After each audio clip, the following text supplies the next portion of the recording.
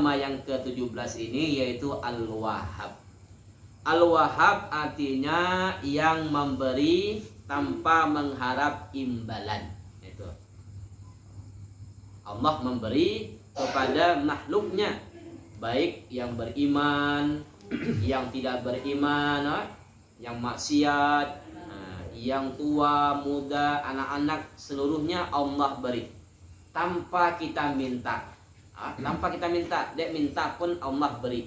Itu. Kenapa? Karena Allah bernama Al-Wahhab tadi. Dan yang bedanya Allah ini dengan makhluk, dengan kita nih, kalau kita kadang-kadang maaf, kalau kita memberi sesuatu kepada orang lain, kita ingin mengharap balasan atau imbalan. Benar? Maka Allah tidak.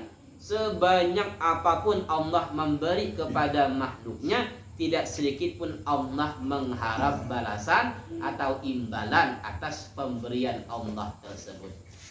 Kenapa? Karena setelah nama ini ada nama Allah Al-Ghani. Makanya berhubungan kan, Al-Wahhab, Al-Ghani. Kenapa? Allah tuh kaya. Kaya. Saking kayanya Allah, sebanyak Ar-Razzaq, sebanyak apapun yang kita minta atau yang Allah berikan kepada kita, Allah tidak pernah mengharap balasannya. Dia memberi kepada tiap-tiap orang yang berhajat.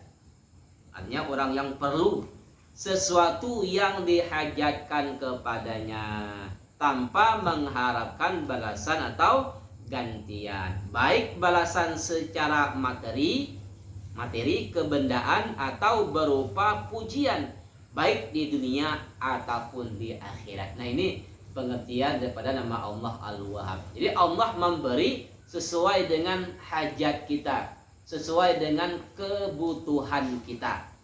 Makanya kadang-kadang maaf, kita minta kepada Allah setiap waktu kita minta, tapi kenapa Allah tidak memberi? Karena Allah lebih mengetahui, mungkin apa yang kita minta itu tidak begitu kita hajatkan. Jadi Allah memberi sesuatu yang kita hajatkan. Allah Subhanahu wa taala memberi kita berbagai macam anugerah dengan pemberian yang terus-menerus atau berkasih nambungan, tanpa ada sedikit pun dalam pemberiannya itu kepentingan dari Allah Subhanahu wa taala untuk mengharap balasan atau imbalan, karena Dia adalah Al-Wahhab. Dia Allah memberi itu terus menerus. Mau kita sekali, dua, tiga, lagi enam, malah ganti-ganti. Nah, adilah sifat langu kita, benar ya? Dia langu, maka kita kadang kita enggak lagi memberi orang yang ke 4 kalinya, enggak lagi memberi yang ke 5 kalinya. Walaupun itu orang minta kan, nah sekali kita lagi beri, orang minta kedua lagi beri. Contoh orang yang biasa minta sumbangannya, malah ganti-ganti, keluarlah kadang-kadang perkataan kotor dari kita, benar ya? Kenapa? Lah ganti minta terus kan? Nah, itu sifat makhluk. Ada sifat bosannya, ada sifat malak amsi kita kan? Nah, pakai minta kan? Kita sumbangan makan sekali lagi beri lagi. Kedua datang ke rumah kita lagi beri, cuma mulai melenggot muka lah, benar ya? Mulai melenggot lah. Ketiga kali ucap salam, dia mau jawab lagi lah, lawang lah berkunci kan? Kenapa? Lah 3 kali minta, 4 kali baca dosernya. Nah, Allah setiap waktu terus Allah memberi selama makhluk tersebut masih berhajat kepada pemberian Allah tadi. Saking kayanya Allah. Karena Allah Subhanahu wa taala yang bernama Al-Wahhab memberi kita apa-apa yang kita perlukan, sesuai dengan keperluan kita. Lalu apakah yang sebenarnya kita perlukan dalam hidup ini? Apakah cuma segi daripada kebutuhan hari-hari, umpama sandang pangan kita saja? Jadi di sini beliau Al-Imam Al-Ghazali menjelaskan yang paling kita perlukan itu apa sebenarnya? Apakah duit, apakah beras, apakah lauk kan, atau yang lainnya? Nah, di sini beliau menjelaskan di dalam Al-Qur'an disebutkan, Rabbana la tuzigh qulubana ba'da iz hadaitana wa hab lana min ladunka rahmatan innaka antal wahhab. Ini biasanya doa. Makanya kata ulama, kalau bisa doa ini jangan pernah tertinggal kita baca setiap selesai sembahyang. Usahakan doa ini kita baca terus. Nah, karena artinya apa? Wahai Tuhan kami, jangan engkau condrongkan, jangan engkau miringkan hati kami pada kesesatan sesudah engkau berikan petunjuk kepada kami. Yang sampai kita lah rajin ke masjid, rajin ibadah, rajin ke majelis taklim, yang sampai itu dicabut oleh Allah Ta'ala. Jangan sampai hati kita yang sudah mantap ibadah tadi disimpangkan, dicondrongkan Allah ke yang lain. Kita minta tetap dengan apa yang sudah Allah berikan kepada kita, yaitu apa? Di situ beliau mengatakan wahab lana min ladunka rahmatan. Nah ini, berikan petunjuk kepada kami. Petunjuk itu bahasa kita arah yang harus kita tuju, arah yang harus kita temui untuk keselamatan kita. Nah, minta petunjuk. Rabbana la tuzigh qulubana ba'da iz hadaitana wa hab lana min ladunka rahmatan. Dan berilah kami dari sisi engkau rahmat, kasih sayang. Nah, ini. Sesungguhnya engkau maha memberi. Dalam ayat ini disebutkan wahab lana, dan berilah kepada kami min ladunka, dari sisi engkau ya Allah, rahmatan, akan rahmah, akan rahmat. Nah, di situ ada isyarat, ada tanda, ada petunjuk dari Allah Subhanahu wa taala kepada kita bahwa kita perlu dalam hidup kita ini itu adalah rahmat, dan yang bisa memberikan rahmat itu hanya satu, yaitu Allah Subhanahu wa taala. Kita sering nyebut rahmat. Sebenarnya apa sih rahmat itu? Nah, di sini beliau menjelaskan apakah arti rahmat itu ilmu, harta, pangkat, kesehatan adalah nikmat. Setiap nikmat itu belum tentu rahmat. Tetapi belum tentu nikmat yang Allah berikan berupa ilmu, berupa harta, jabatan, pangkat, kesehatan, anak, dan sebagainya, itu belum tentu rahmat bagi kita. Bisa saja ilmu itu merupakan sebagai Allah bisa mengazabkan kita. Kenapa? Kita punya ilmu tapi kita tidak mengamalkan sesuai dengan ilmu yang kita pelajari. Makanya di akhirat Allah tanya, hai hambaku, aku beri engkau ilmu, apakah engkau amalkan ilmu yang sudah aku beri? Nah, ini bisa menjadi nikmat, bukan nikmat, nikmat pakai kop kan, nikmat. Nah, itu bisa menjadi azab bagi kita. Nah, ilmu, harta apa lagi? Allah beri harta kita itu bukan nikmat bagi kita. Bisa jadi harta yang Allah beri itu merupakan sebagai pemberat siksaan kita nanti di akhirat. Kenapa? Karena kan selain ilmu tadi nanti ditanya oleh Allah harta kita. Harta itu kata Allah, dari mana engkau peroleh? Ki dapat dari mana duit ya, harta engkau ya, dan kemana engkau membelanjakannya, menghabiskannya. Nah, kalau kita salah memperolehnya, apalagi salah menggunakannya, maka harta itu bukan nikmat bagi kita, tapi nikmat.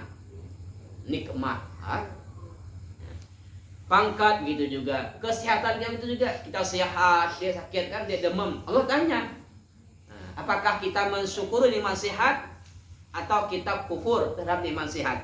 Nah, makanya kata beliau, ilmu, harta, pangkat, kesehatan itu bukan itu nikmat. Itu nikmat, tapi belum tentu itu rahmat.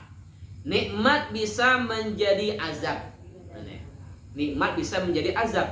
Dan rahmah itu sebagian daripada nikmat Allah Subhanahu wa taala yang besar, yang hanya diberikannya kepada orang-orang yang mendapat petunjuk gitu.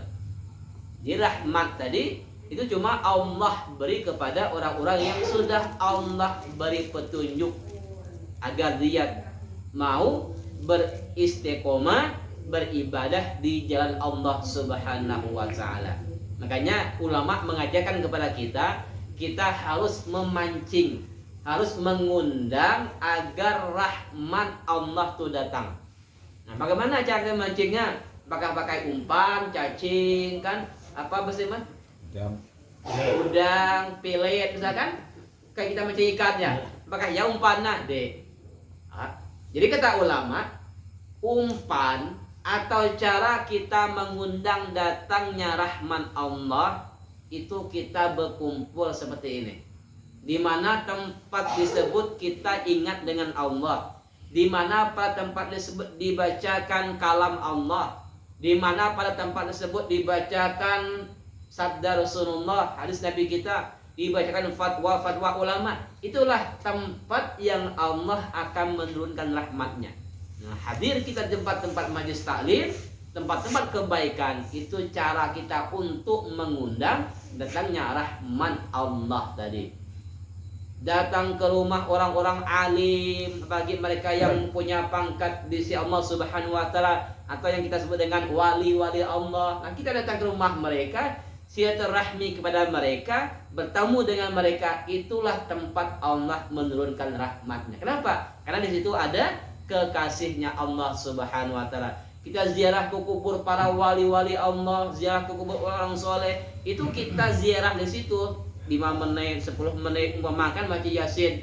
Itulah selama kita di situ Allah akan menurunkan rahmatnya. Kenapa? Karena di situ ada makom kekasihnya Allah Subhanahu wa taala. Kita datang ke masjid, ke mushola, di mana tempat disebut tempat kita ibadah kepada Allah, kita melupakan dunia kita, mengingatkan akhirat, mengingat kematian, membuat kita menangis. Itulah tempat Allah menurunkan rahmatnya. Jadi ketika kita hadir, datang kepada tempat-tempat tersebut, berarti kita mengundang untuk mendapat rahmatnya Allah Subhanahu wa taala. Kita baca Al-Quran, berzikir. Nah, itu cara untuk mengundang datangnya rahmat Allah. Mana ada orang yang dalam keadaan sedih, ketika baca Al-Quran masih sedih. Orang yang sedih bawalah sembahyang, hilang sedihnya. Orang yang lagi sedih bawa ke majelis taklim, hilang sedihnya.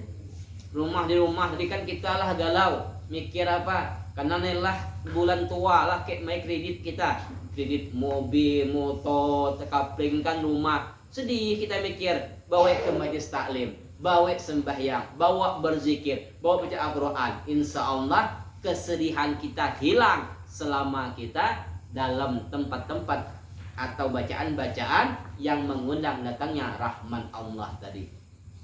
Makanya Nabi dulu kenapa beliau itu banyak sholat? Karena untuk dengan sholat itu akan menenangkan jiwa. Sembahyang itu menenangkan jiwa kita. Makanya mi'raj kita orang mukmin nih itu adalah sembahyang.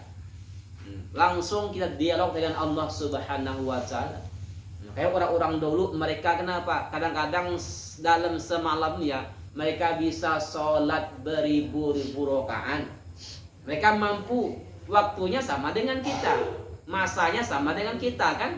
Malam mulai isya sampai subuh, waktunya sama sekian jam kan. Cuma kenapa kita tidak mampu? Karena kita belum terbiasa. Kita belum merasa lunak manisnya munajat kepada Allah Subhanahu wa taala. Orang dulu dalam sehari sekian kali menghatamkan Al-Quran, padahal waktunya sama dengan kita 24 jam. Tapi kenapa kita belum biasa, tidak dapat melakukan seperti mereka? Karena kita tidak terbiasa tadi. Jadi setiap nikmat itu belum dikatakan rahmat, tapi setiap rahmat itu sudah dikatakan rahmat, nikmat dari Allah Subhanahu wa taala. Sebaiknya kita jangan meminta nikmat kepada Allah. Jangan minta, ya Allah beri aku ilmu, beri aku harta, beri aku jabatan, beri aku pangkat, beri aku kesehatan, jangan. Kalau sampai situ kalimatnya. Kenapa? Takutlah kita minta ilmu, Allah beri ilmu yang bisa membuat kita jauh dari Allah. Kita minta harta, takut dengan harta kita bisa maksiat kepada Allah. Kita minta jabatan, pangkat, takut dengan pangkat jabatan kita berdosa dengan makhluk Allah, bisa menzolimi mereka. Kita minta kesehatan, takutnya dengan sehat kita bisa maksiat dengan Allah. Makanya tidak boleh kita minta seperti itu. Minta anak, takut anak itu akan membuat kita celaka. Makanya ada sambungnya, ya Allah beri aku ilmu, cuma ilmu yang bermanfaat. Ya Allah beri aku harta, harta yang bisa membantu aku untuk dekat dengan Engkau ya Allah. Ya Allah beri aku anak, anak yang soleh solehah.